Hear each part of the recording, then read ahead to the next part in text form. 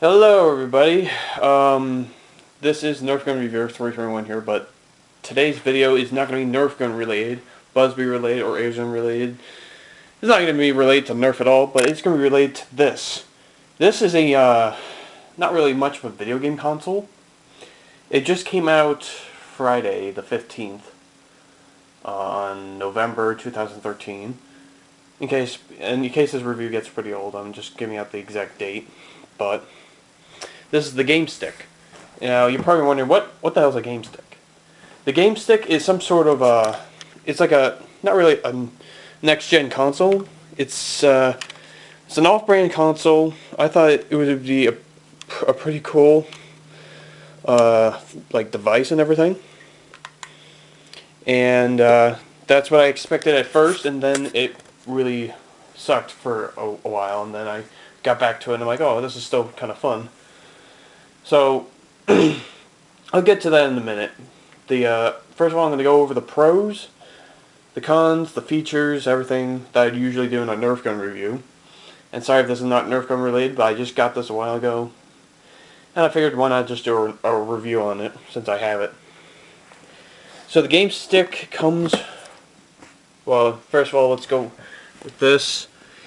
Inspired by 5,691 amazing people around the world, designed by PlayJam in London, made by experts in China, all rights reserved, yada yada yada, all that other stuff. Now you can also see I have a little cord in here. That that cord is one of the things that came with this.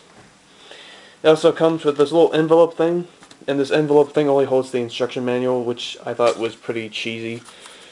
I like the envelope part, but I just didn't like the part that I just hold one part of, the thing, and that's really the instruction manual. The rest of the wires are over here. I will actually get into that in a moment, or actually maybe now. Hang on. So what you have here is this wire here. This wire here. It's a USB that plugs into the wall adapter, which powers the actual console. The actual console is inside the controller, like so. The ones with all the little bars on there, that's the actual console. Surprising, right? And this is the controller that houses it too. So the only way it worked for me, at least, to power up the console and the controller at the same time and have fun as well, is I had to plug in this USB that there was like a Y cable kind of thing, a Y connector. It had originally this weird micro. It looked like a micro, not a micro USB. It looked like a micro HDMI. But that's what plugs into the controller and the console, right here. Let's see, the HDMI extender, as I figured out this would be. The extender port here, and then the actual HDMI as well. And comes with a pretty nice, cool box and two little magnetic things to hold it in place. Oops. But so yeah, the games that come along with this at first, and since I got this console just a while ago, like say 3 days, 2 days maybe, cost about $86 since I live in New York, and New York has an 8% tax, sales tax or something like that. So $80 plus I think it was 8% of tax equals about $86, $85. So if you live in New York and you want to get one of these, it's going to be like $86, $85 from GameStop. And that's where I got it from, GameStop. So, I'll get into the controller overview, the features and everything, the console overview and features, and then I'll get right into the pros and cons, and then the overall. Let's start with the controller. Alright, so getting into the controller, the controller is very basic. It's flat, it's plain, it's simple. It's a little bit weird, I give you that much. But the joysticks feel pretty good. I mean, they're clickable. They just feel like, you know, the control, like the joysticks and the buttons and everything feel like from like an Xbox controller or a PlayStation controller. Except the Xbox, it has the same Xbox format buttons, such as, you know, in the same general format, such as the Y buttons on top, X and B are in the middle, and then A is on the bottom. And same with the D-pad and the two joysticks, same spots. However, there is no left or right bumper. There is no left or right trigger, I should say. There's a left and a right button. There are no triggers to this, so that's what kind of lost a few points on there. But it's not like making my hands cramped. It's not, you know, it's not like this where you have to have your hands really close together. It's really actually pretty nice, and I like it a lot. Other than despite the fact that you have to charge it up every now and then, and the D-pad sticks a little bit. Either sticks or doesn't.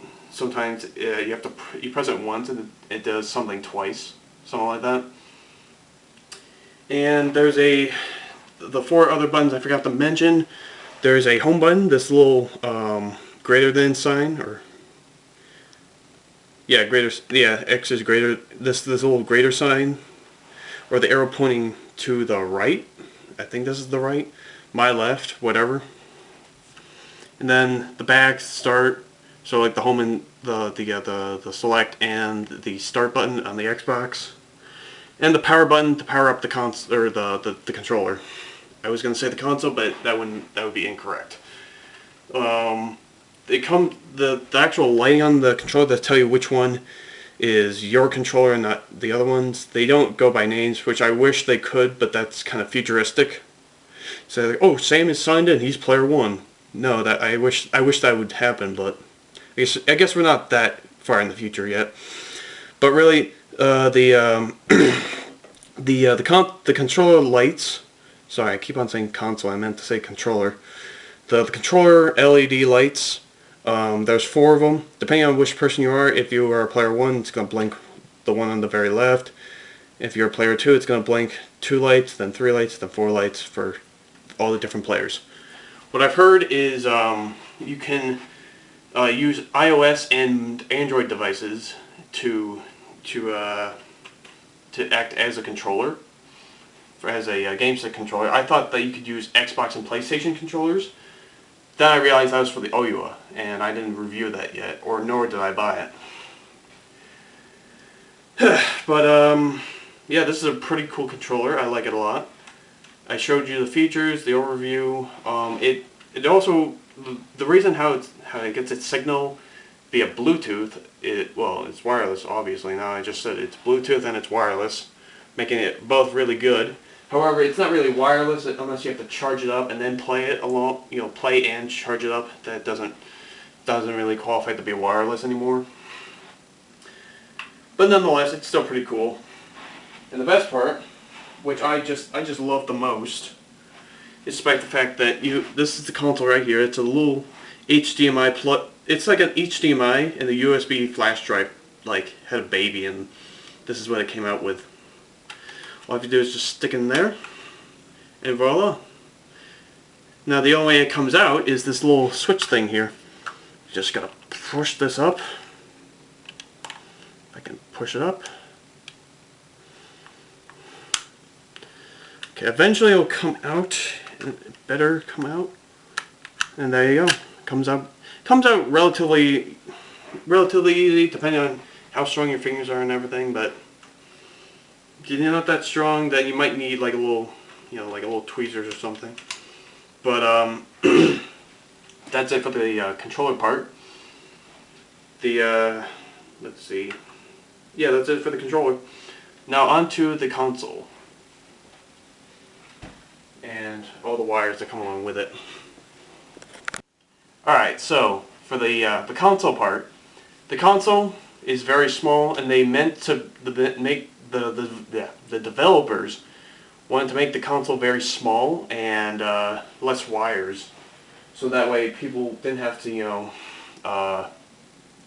so that way if people didn't want to bring a very like shoebox like console, like the Xbox or the PlayStation or the Wii, or things like that, and then have to carry all the wires, the power bricks, everything like that. They wanted to get rid of that factor and just stick to like normal wires, USBs, HDMI, something like that, and use a flash, some sort of similar flash drive like device, plugged into your TV, either the back or the side. Excuse me. And yeah, that's really all it does. And you have to keep the power connected, which I thought you didn't have to. I'll plug it in for like 5 minutes. I'm like, where's the power? Why is it not playing? And then I had to plug it in. I felt like an idiot when I had to plug it in, because then I realized, you know, every console's got to have a power source somehow. You can't just charge it up and then expect it to play. But yeah, the one thing I got worried about this is when I plugged it in and started playing for like 20 minutes or so, I noticed that it got really, really hot, like burning hot. It felt like 100 degrees hot, and I looked it up, and it said it was normal to be that way. So if you have one of these and it's burning hot, don't worry about it. It's cool. Well, it's not cold. It's not cool at all. It's more like hot, but yeah. But the main point is that if it's burning hot and you expect it and you think it's going to do something really, really bad, it's not going to do anything bad. I've had this for more than 3 days, and it's been really, really hot. Nothing has happened. I do get worried from time to time, but not very worried. Also, I just noticed this. There's a micro USB, or no, not micro USB, really. A micro SD card slot right here. They can put more memory in there, such as 32 to 64 gigabytes, something like that. Sorry for USB, micro USB. I meant to say micro SD card. So, yeah.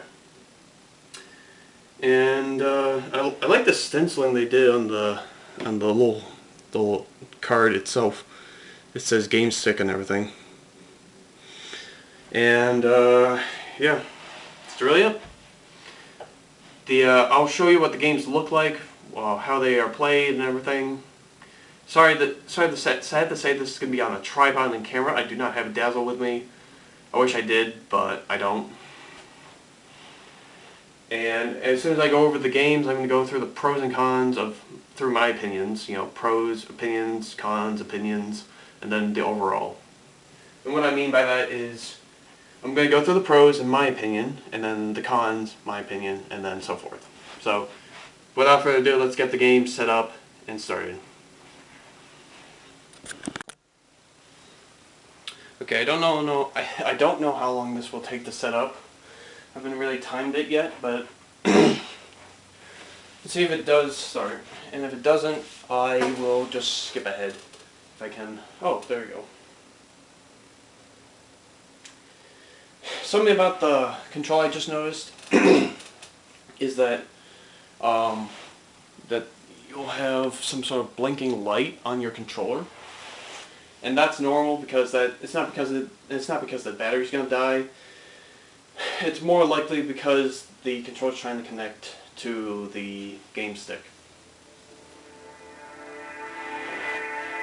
And I do not have the remote with me. I left it somewhere else and I can't find it.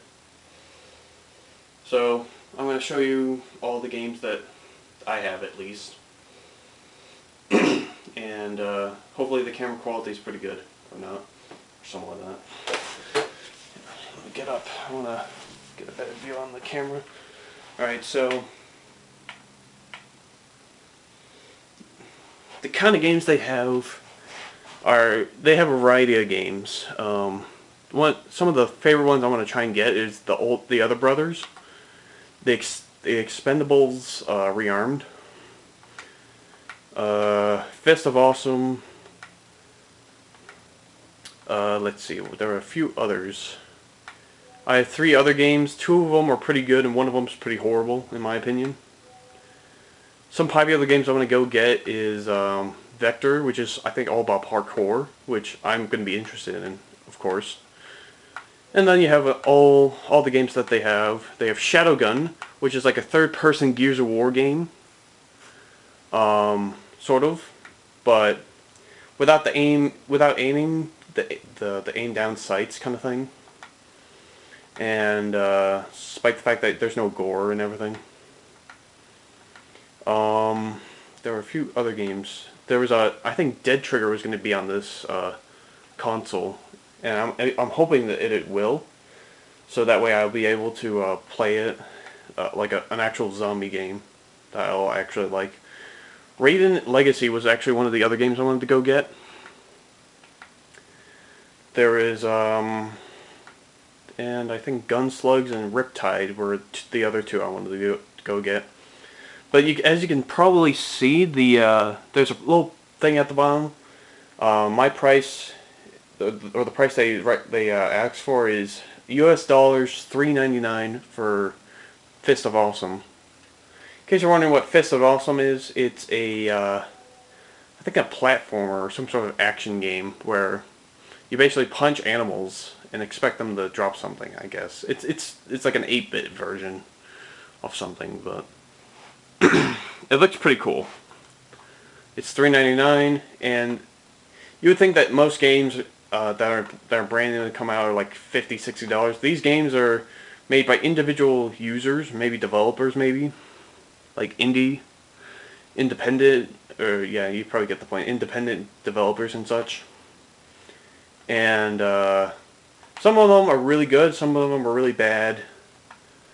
The one I like the most is Shadowgun, but it's a story campaign kind of game, and I'd rather have something that's multiplayer. But until I get more money, which might be until Christmas, I can't do much of anything now. So I'll go through, like I said, I'm going to go over the 3 games I have. 2 of them I forgot to mention. Shadowgun, which is a third-person it's a third-person shooter and a action kind of game. Smash Cops is basically where it's sort of like Road Rage for The Simpsons on the GameCube, but you're basically like fighting. You're like, instead of fighting with cars and Simpsons characters, you're just going to use cars, cops, and robbers and everything, and you're racing against time, and sort of like The Simpsons Road Rage. And Stalagflight. It's kind of like a 8-bit racing game as well. It's also an arcade game as well, and that's pretty fun from time to time. So if I had to give like a star rating, like 1 out of 5 stars for each of these, Shadowgun would be about 4 to 5 stars, or no, 4 to 4.5 stars. Smash Cops is going to be 1 to 2 stars. It's pretty horrible. I do not like it because the controls screw up on me, and even though the controls are simple, the controller's being dumb and not letting me do anything. Stalagflight is, it's okay. It's something to do with friends, possibly, because then you could like bet on things and everything, but they also said that they're gonna add, did it freeze on me? Oh no, it didn't. Alright, so the GameStick media player is, something that can play videos and videos slash music and photos and everything. And I guess you connect it by connecting a micro SD card into the computer you have, and then put it into this console or whatever. And the Tofu Media Century, I forgot what that was, but I think that was like, it had to do with Netflix, I think, but I could be wrong on that one. Next thing you have to do is you have to make an account. When you get the console, and I had to go through this as well, is you have to make an account. You have to make a play tag, your email address, password, and the day of birth, so they know what parental control they should set it on. And then the settings are just the very basic, controlling pairing, network, apps, things like that. So yeah. They also have credits, support, control pairing. So yeah, I personally like this a lot. So without further ado, I'll get into the pros and cons of the overall console and then go through with the verdict. Alright, so for the pros and cons I should say. The pros on the GameStick, and I still have it on, I'm going to leave it on for a little bit. The pros on the GameStick. The pros would be, let's start with the controller. The controller layout is very simple. It's Xbox kind of related because, let me turn it off first of all.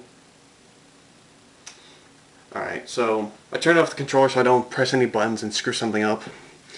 But the layout is very basic. It's just like the Xbox kind of, except for the home button being there. Well, the Xbox button would have been in the center and the select and start would be right here. But instead the two other buttons are down here and then the power button as well. The power button would also turn on the console. So if I press the home button, nothing happens. I have to turn on the power by pressing the power button. That's a con, and also a pro, but they're not really big pros and cons. What else? Another pro would be that the actual console itself, the HDMI/USB combined kind of baby thing, that can actually fit inside the controller. That's pretty cool. I like it a lot.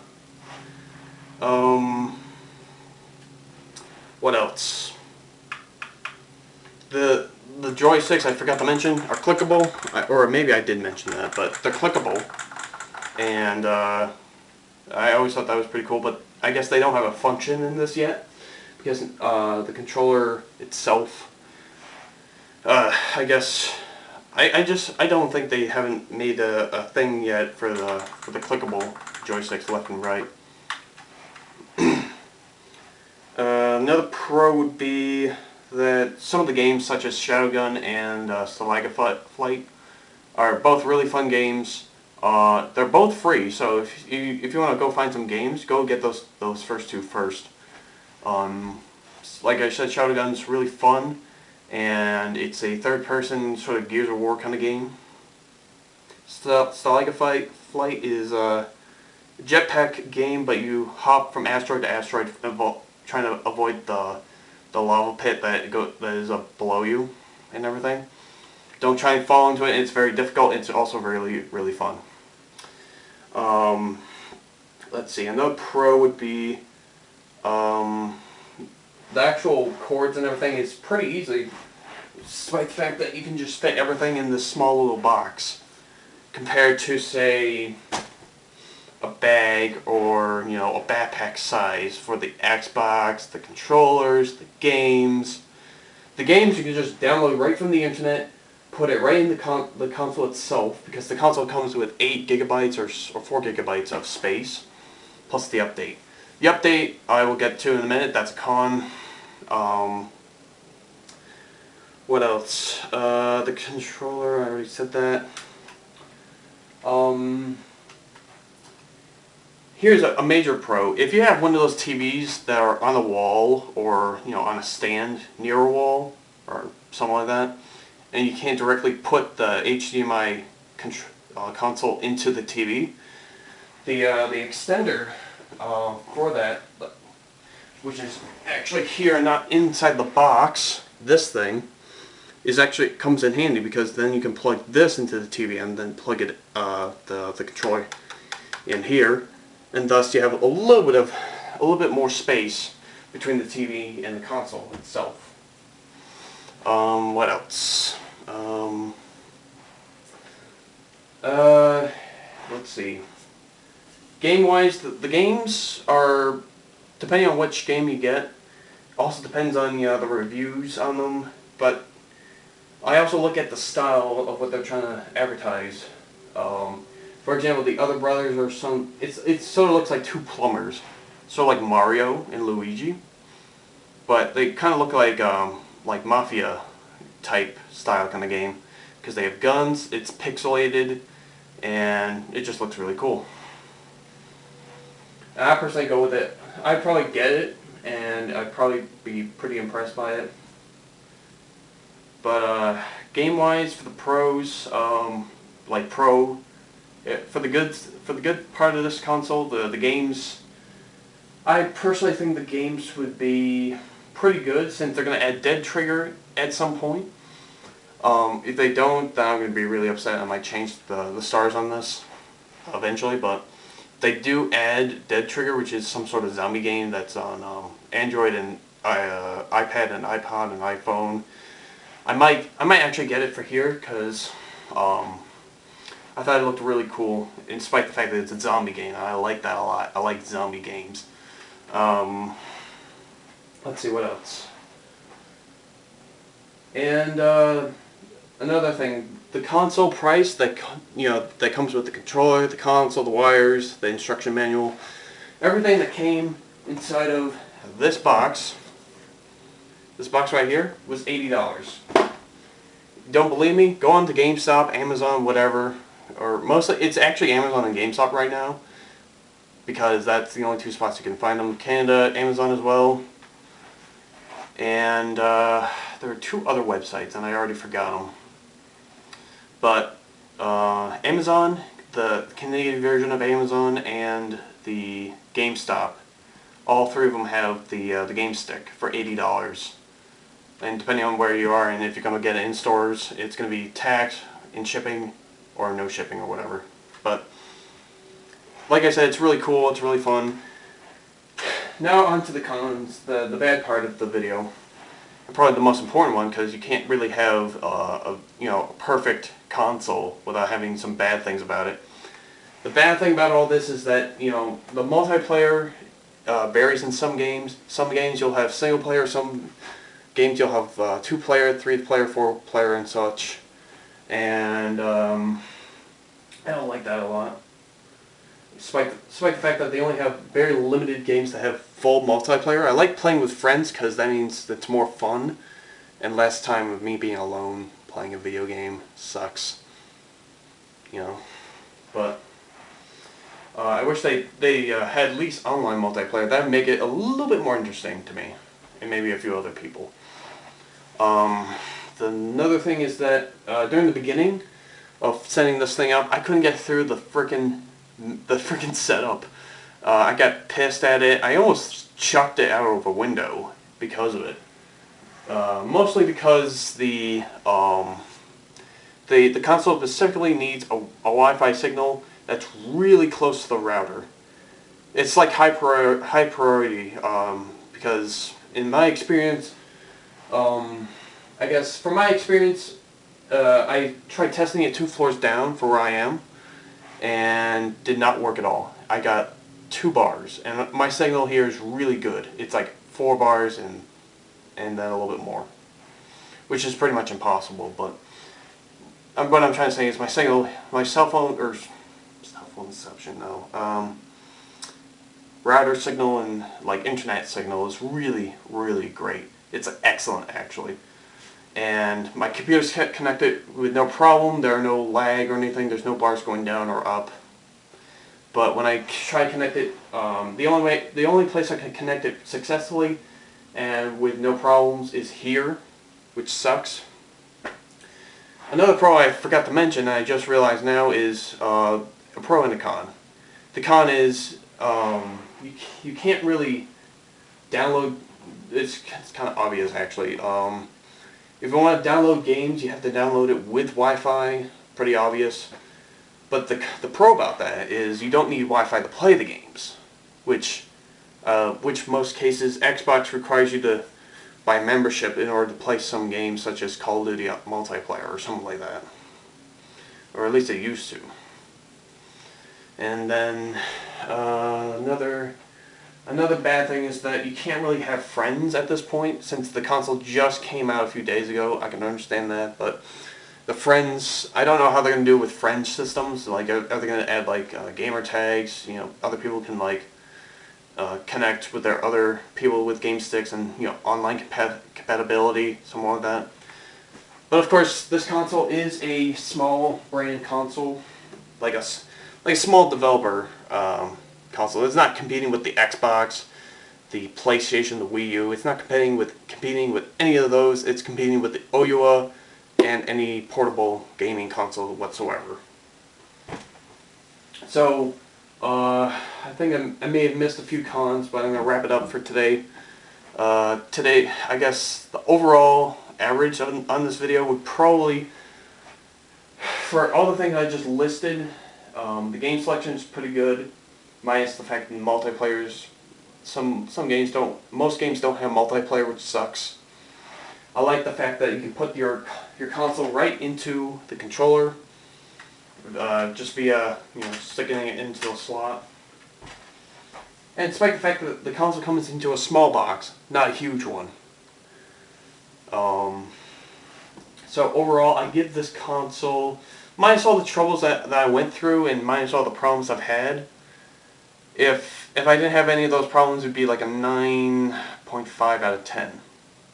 But with all the problems I had and all the things I just noticed, I'm going to say 8.5 out of 10 stars. So this console is pretty good, but compared to, if you're going to compare it to a PlayStation and Xbox One or whatever, it's going to be obsolete. It's not going to be like the very best. So if you're comparing it to like a GameCube or an NES, yeah, this has a lot of potential, and it's far past greatness between the NES and everything.